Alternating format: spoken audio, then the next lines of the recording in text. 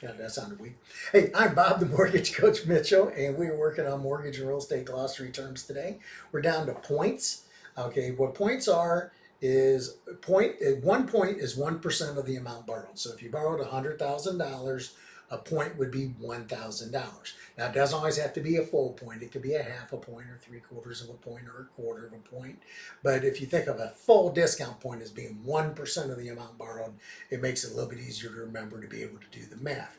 Now, points work in both ways. If you think of points in terms of a bribe, the bigger the bribe, the better the rate. So if you put up a whole bunch of money up front, hence the bribe, then you're going to get a much better interest rate. Now, it works the opposite too, that if you take a higher interest rate, the lender can afford to pay some of the excess profit that they make for delivering the higher interest rate back to you it as a credit to cover some of your closing costs and prepaids. So anyway, a discount point or a point is 1% of the amount borrowed. You can have fractional points, both going up and down. So if you have any questions about points, now generally I'm not a big fan of points either.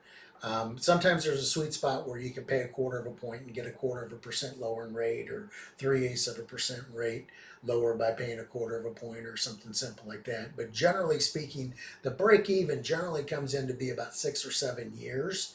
And most people don't keep the mortgages that long. So I'm a big fan of keeping the money in your pocket and just paying higher interest rate as time goes on. But that's not always the case.